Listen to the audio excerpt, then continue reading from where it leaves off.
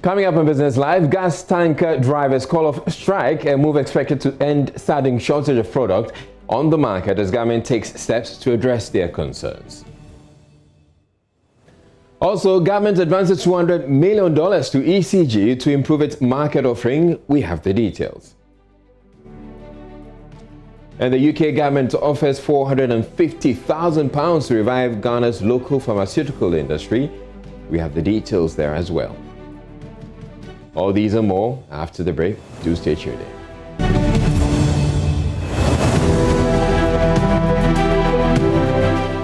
Gas tanker drivers have called off their strike, which resulted in shortage of the product on the market. This comes after a crunch meeting with government on concerns that led to the industrial action. JoyNews has the details.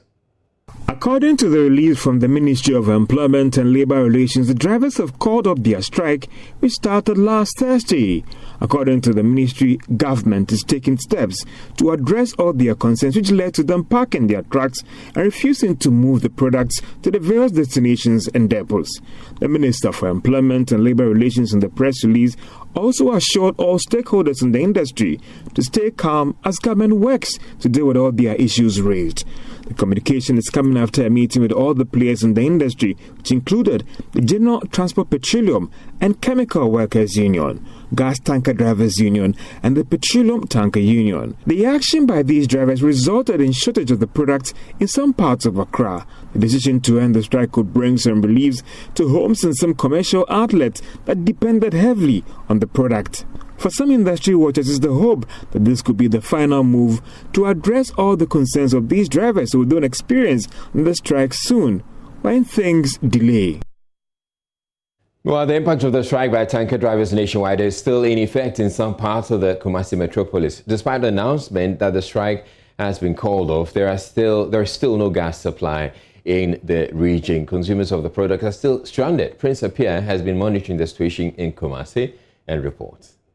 It's one of the biggest gas fuel stations in Kumasi here at Tawaga Junction, and since Saturday it has been locked up. Now today Monday it is still under lock and key, and there has not been any gas supply. And even though early this morning we heard the tanker drivers have called off the strike, still the impact of the strike that started somewhere over the weekend is still in effect. The place is under lock and key. Most of the gas fuel stations in the metropolis are still under lock and key, and they have this signpost of no gas in front of it. No gas supply to the regions as of now. I've been speaking to some commuters, some consumers who are very worried about, especially taxi drivers who had come here for gas and are still not able to get access to it.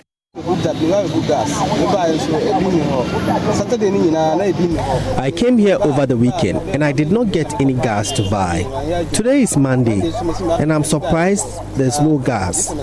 I don't know what to do. I have not worked since Friday. The little gas in my vehicle, that's what I'm using to look for gas to buy. I think I would have to go home and wait for tomorrow. And so a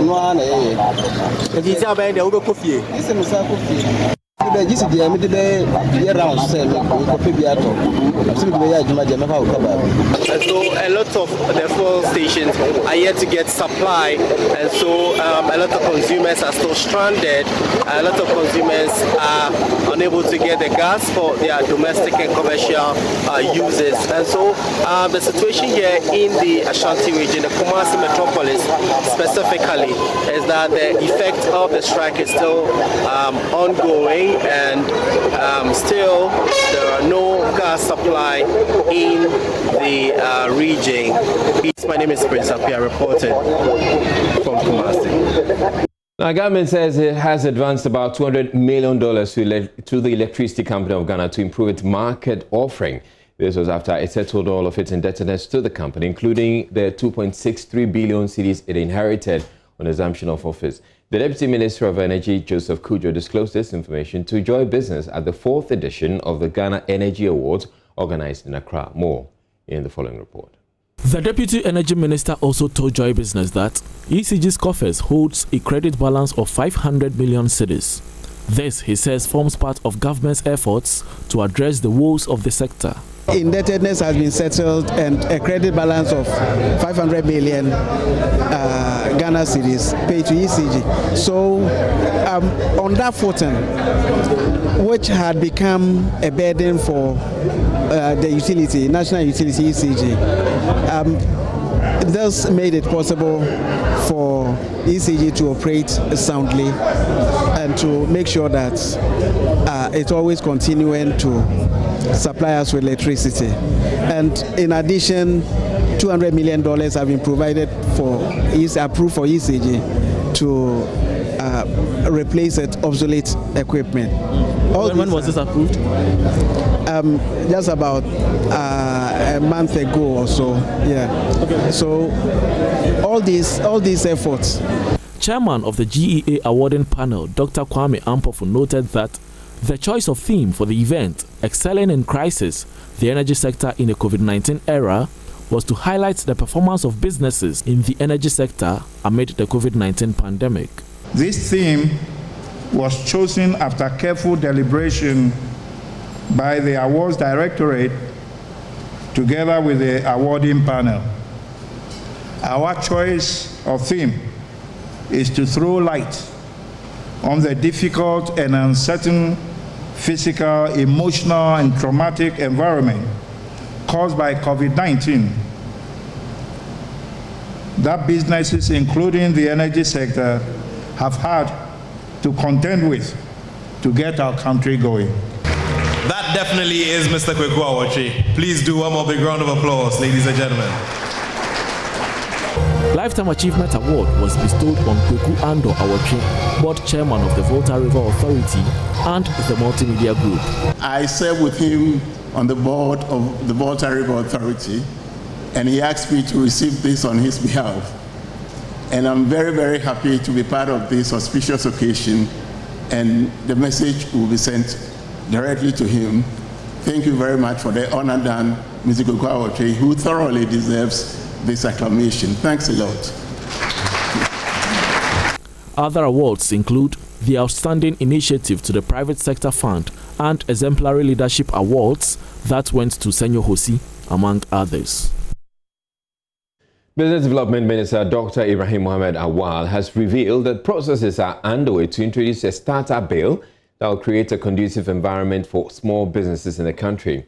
Interacting with the media after the third Ghana Business Award, he noted that the bill, when passed into law, will exempt startups from paying taxes for up to 8 years. More in the following report.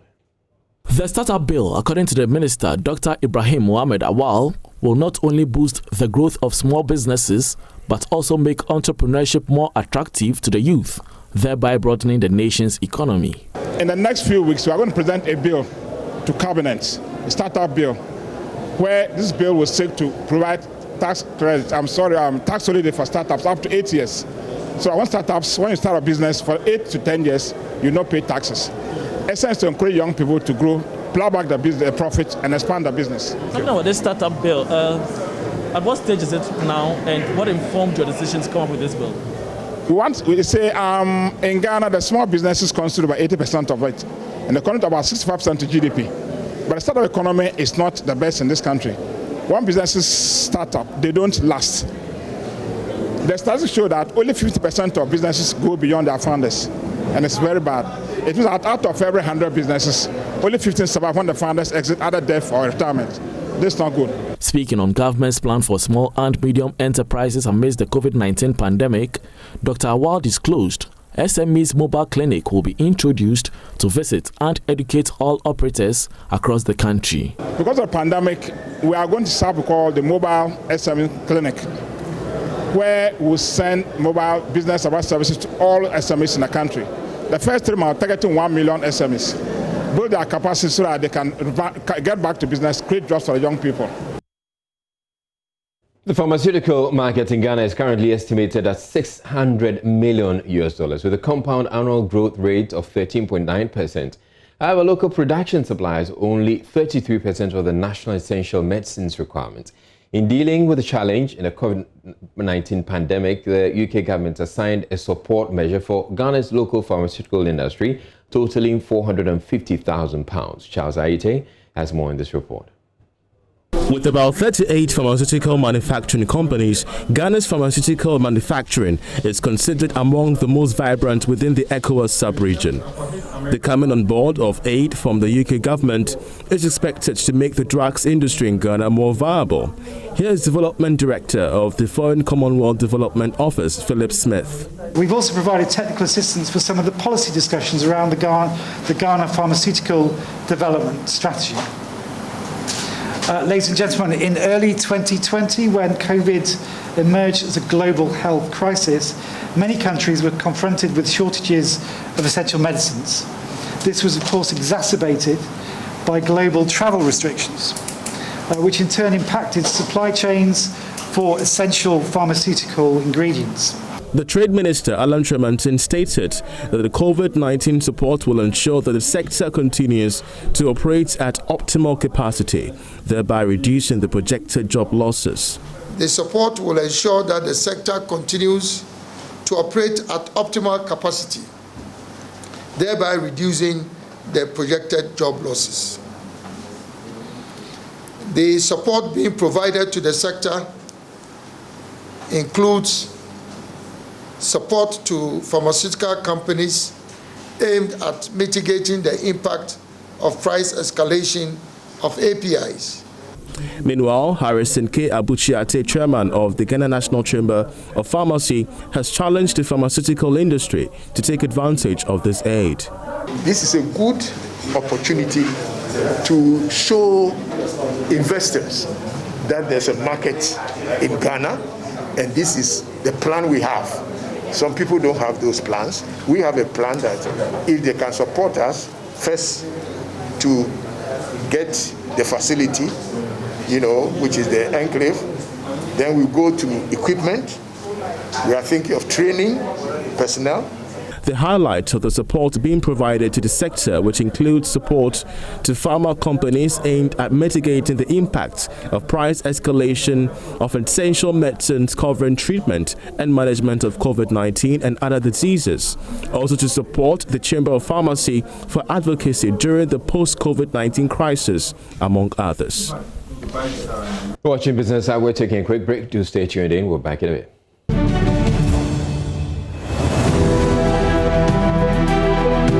Now, Ghana's trade negotiation team is making an effort with the West African sub-region to consider locally assembled vehicles from Ghana into its tariff offer. If accepted, locally assembled vehicles could be part of either the 90% duty-free goods or classified as sensitive with its tariff as other products in that class. Implementation of the Continental Free Trade Agreement is expected to begin January next year. Here's a report.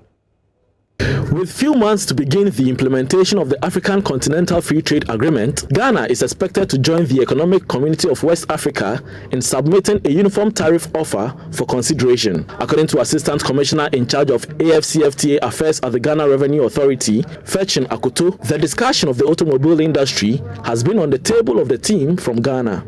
Assistant Commissioner Mr. Akoto has been speaking to Joy Business on the move to include the automobile industry. We're trying to see where we could put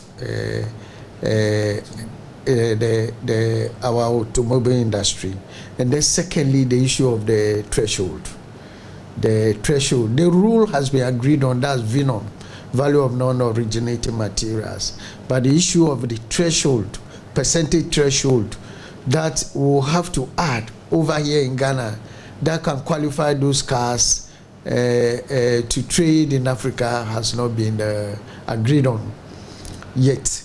I don't know whether we can cover those grounds today, but as of now, because those the threshold has not been agreed on, I can't tell whether we'll qualify, vehicles will qualify to trade under that or not. But we are hoping that we'll be able to trade just like any country would do. He has also been highlighting some challenges faced by the team during the negotiation process. And also an area of capacities that we have in the continent. It gets to certain stages certain countries offer that they have this much to offer. But the question is, do you have enough to be able to satisfy the whole African continent? That is another area that we had to deal with in course of the negotiations at the technical level. Ghana has joined the League of Vehicle Assembling Nations after the German automaker Volkswagen began assembling cars in the country, in addition to the locally owned Kantanka automobile. Board Chairman of Cocoa Board has announced that all is set for the implementation of the Cocoa Farmers Pension Scheme for all cocoa farmers across the country in November this year. Mr. Hackman Oswajimang revealed the scheme would not only care for cocoa farmers when they retire, but would guarantee the sustainability of cocoa production in the country, as the youth will be attracted to cocoa farming. Speaking on the probe with MFR Power on the JoyNews channel, the Cocoa Board chairman said all is set for a successful rollout of the pension scheme. And since we took over, we've been working seriously on it, and with the pensions, National Pension Authority, Regulatory Authority, we are working on it. Indeed, it's taking quite some time because we needed to know that we don't pay the money to anybody else but to the cocoa farmers, and so therefore we needed to have if you like, a register of cocoa farmers and who does what. And we have just finished putting together, and we are also having a cocoa management system that we are also finished. It was launched by Mr. Digital last week. That means the vice president, he's the one, digitization is his baby, and he launched it. And then we are hoping that before long, before the end of next month, the president will also launch the Cocoa Farmers Pension Scheme. I think all the things done, we've got the members of the Board of Trustees, because cocoa farmers will contribute some amount, we take off a little from what they are paid for their money, and the Cocoa Board will also help with it. And the totality of this then would go to a Board of Trustees who will then manage it. And you have to make sure that you get one distinguished and serious people to manage the whole issue. Otherwise, you're going to get yourself into problems. And we had to always dot the I's and cross the T's and to make sure that they do it. So I believe that before the end of next month, and pretty soon, maybe earlier, the president will launch the pension scheme for cocoa farmers. Mr. Hackman Oswajimang also bemoaned the reliance of annual syndicated loans to pay cocoa farmers for the last 20 years. He wants a reversal of the trend. It's a sad commentary that this nation, being a middle-income nation, no matter what level you are, we are not able to put together 1.3 billion to the extent that we have to go and always borrow. And it's not cheap. The last time, one time, sometimes the expenses and the expenditure and whatever becomes to in excess of $70 million. So I told them, I said it openly, and to some of your younger colleagues, that it's about time we put this together. And so now that the bank system has been cleaned, if the banks in Ghana cannot together put up 1.3 billion, then we are not doing too well. We must change our style as a people, and we must learn to save so that the banks will also have ability to learn. I have always been on the neck of the banks and saying that they are not fair to us. I mean, the risk they take is minimal, but the interest so high. And the interest they charge you sometimes has no relationship to the rate that the Bank of Ghana sort of does. So we need to reform all these systems. And I think that, having said that, with the minister that we have, this minister, he thinks the same as I do.